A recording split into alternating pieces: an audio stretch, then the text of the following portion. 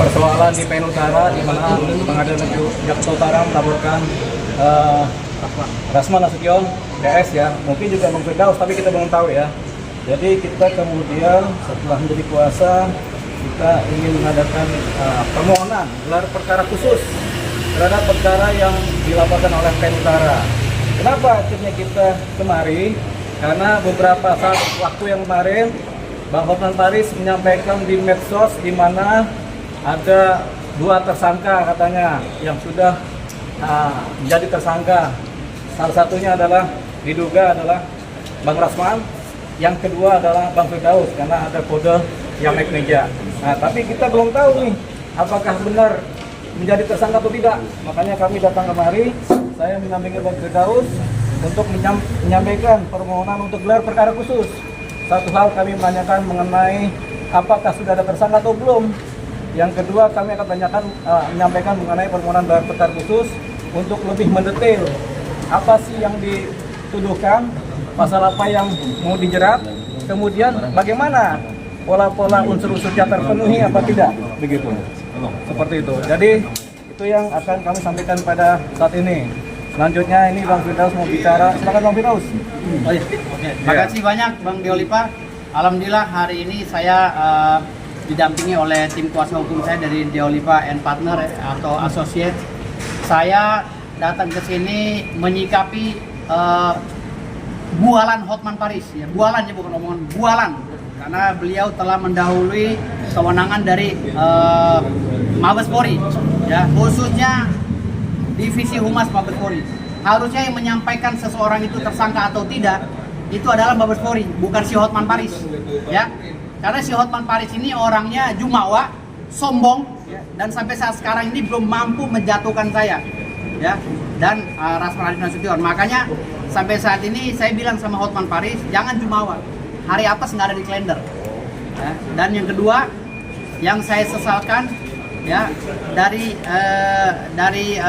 pernyataan saudara Hotman Paris terlalu tendensius.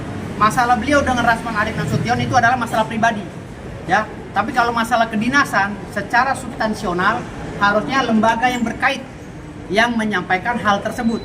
Masalah gelar perkara khusus ini atau gelar perkara biasa dilakukan atau tidak itu kewenangan daripada Mabes Polri.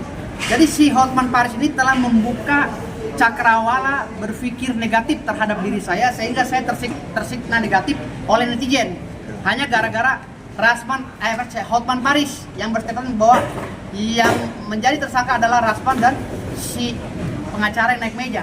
Yang naik meja kan di Indonesia dan akhirat tahunya saya. Nggak ada lagi pengacara di dunia dan akhirat. Cuman satu-satunya Firdaus Oyobo yang naik meja karena nggak sengaja. Saya aja nggak sadar naik meja. Apalagi dia kan gitu. Saya aja naik meja aja nyesel kok bisa di atas meja gitu.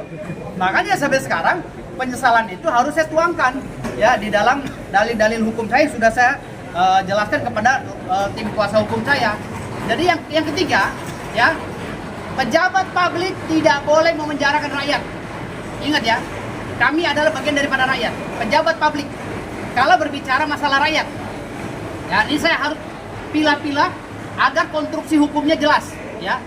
Pejabat publik setingkat ketua pengadilan Jakarta Utara tidak boleh memenjarakan rakyat karena ada putusan Mahkamah Konstitusi. Kalau saya ditetapkan tersangka sebagai pelanggar KUHP, ya, Kitab Undang-Undang Hukum Pidana. Tetapi kalau saya ya ditetapkan tersangka karena telah melampaui batas sidang kode etik, artinya saya dianggap sebagai advokat dan tidak mungkin saya menjadi tersangka karena dasar hukumnya KUHP. Pastilah tentunya melalui mekanisme sidang etik melalui Kongres Advokat Indonesia. Tetapi sampai hari ini sidang etik tidak pernah terlaksana di Kongres Advokat Indonesia dan surat pemecatan saya pun tidak pernah diberikan. Dan sekarang sedang bermasalah RDP di DPR RI, sedang bermasalah judicial review di Mahkamah Konstitusi dan Mahkamah Agung, dan sedang bermasalah di Komnas HAM, di Ombudsman dan lain-lainnya. Jadi semua yang bermasalah ini jangan dulu diterapkan karena proses perdatanya sedang berjalan sesuai dengan Perma nomor 2 tahun 1956. Jadi jangan coba-coba menerapkan pasal-pasal kepada saya tentang KUHP karena saya ini advokat. 4 pilar penegak hukum catur bangsa. Hakim mempunyai mekanisme tersendiri karena berkaitan langsung dengan Undang-Undang Nomor 48 tahun 2009 tentang kehakiman. Ya, jaksa mempunyai kewenangan sendiri karena berkaitan dengan Undang-Undang Nomor 16 Tahun 2004 tentang jaksa. Dan mereka mekanisme penghukuman terhadap jaksa dan hakim melalui sidang etik, sama seperti pengacara. Pengacara berkaitan langsung dengan Undang-Undang 18 tahun 2003 tentang etik, ada pasal 26, pasal 3, pasal 4 tentang kode etik.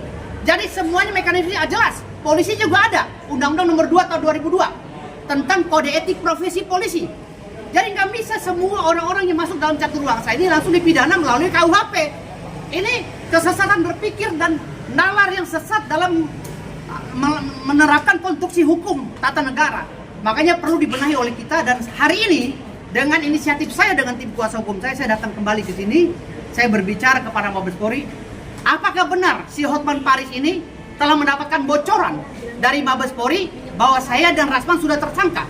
Kalau ini benar, berarti polisi telah melakukan kejahatan. Ya, Mabes Polri institusi yang besar ya, yang sangat dimuliakan oleh negara, oknumnya telah melakukan kejahatan besar karena telah membocorkan rahasia negara kepada orang lain yang bukan mempunyai korelasi dalam perkara ini. Karena yang mempunyai korelasi ini adalah kepala pengadilan tinggi, kepala pengadilan Jakarta Utara, dan saya terlapor, pelapornya beliau. Jadi Hotman Paris ini telah melanggar kode etik profesi, dan organisasi pengacaranya harus menegur dia.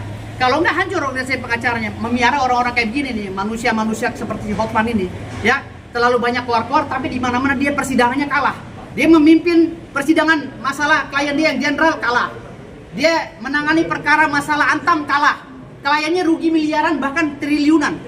Hotman ini terlalu banyak bual, nggak ada apa-apanya Hotman itu bahasa saya. Sampai sekarang dia berupaya, walaupun kau siram sana siram sini pakai aqua Hotman, kau nggak akan pernah bisa kalahin saya. Hah? Kau tuh gak ada apa-apanya. Kau tuh ngaku-ngaku senior, saya junior kamu aja babak belur. Apalagi kamu mau ngelawan senior seperti Bang Diolipa nih, yang sumpah advokatnya melalui surat keterangan kehakiman zaman dulu gitu. Dia bilang senior nih, dari tahun 90 udah jadi advokat. Jangankan melawan Diolipa, lawan saya aja jebir balik Hotman. Ya, kau jangan jumawa Hotman.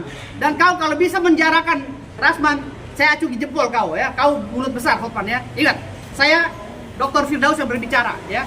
Saya tantang kamu Hotman ya, debat di Hotman Room atau di mana, Hot Room. Saya tantang kamu kalau kamu bernyali. Ya. Ya. Ya, jadi tadi itu adalah ungkapan hati dari Bang Firdaus yang legal juga karena ada pondasi-pondasi legalnya. Yang kedua, memang kita mempertanyakan kenapa ada status tersangka tapi kami sendiri belum tahu nih yang sebagai telapor. Gitu, siapa yang membocorkan dan apakah benar demikian? Kalau nggak benar kan berarti ini fitnah, bohongan publik. Ya, jadi kita akan kuatkan di situ. Yang kedua, ini statusnya Bang Firdaus pada saat di persidangan terdahulu di Pengadilan Negeri adalah sebagai advokat, sehingga yang berlaku adalah Undang-Undang Advokat, bukan persoalan adalah KUHP ya. Kalaupun ada KUHP, advokatnya dulu yang dibereskan undang-undangnya, itu dia. Kemudian yang ketiga, ini ada pembekuan oleh organisasi advokat yang setelah ditelusuri ternyata belum terdaftar juga. Ini yang ketua umumnya di mana di AHU ya. Jadi ini beberapa hal yang kemudian menjadi distraktor ya buat kami ya, untuk kami menganalisa. Kemudian ini Bang Firdaus ini sudah mengaku khilaf dan sudah meminta maaf 8 kali kepada seluruh masyarakat Indonesia, kepada Pengadilan Negeri juga, dan kepada Mahkamah Agung. Pengadilan Tinggi Banten Dan Mahkamah Agung. Pengadilan Tinggi Banten dan Mahkamah Agung. 8 kali saya minta maaf. 8 kali ya? Banyak kali itu minta maafnya. 8 kali mau dipenjarakan juga, berarti nggak ada nuraninya itu. Pak Prabowo harus turun tangan itu. Berarti pejabat pabriknya ini, waduh, hatinya nggak ada. Tapi mereka orang tua saya. Mahkamah Agung adalah orang tua saya, Pak Sunarto ya. Ketua Pengadilan Negeri Jakarta Utara juga orang tua saya. Saya juga, kalau mereka Banyak kali orang tuanya. ya, maksudnya orang tua kita, kan kita ini anak muda, abang umurnya berapa? Ya? Bang Firdaus Polri udah berapa kali diperiksa Bang? Hah? Bang Firdaus udah Di Mabes Polri sudah 2 kali. Hari ini saya ingin mempertanyakan isi mulutnya si Hotman ini. Ya. untuk kasusnya penyidikan ya? Untuk kasusnya berarti sudah Masuk penyidikan. Kan ada 4 terlapor. Rasman, saya, Eli Daniti, sama istrinya Rasman. Kan yang pertama-tama teriak, halo, ribut, itu kan istrinya Rasman. Gitu. Jadi ya, siapa yang menjadi, tapi kan nggak mungkin bisa ditersangkakan Bang Rasman juga, karena beliau saat itu masih advokat. Walaupun dia sudah terdakwa kan. Advokat yang bisa dipecat apabila advokat telah dipidana sekurang-kurangnya 4 tahun. Kalau di bawah 4 tahun nggak bisa dipecat oleh siapapun. Ya. Ya, ada lagi. Kita masuk dulu ya. Oke.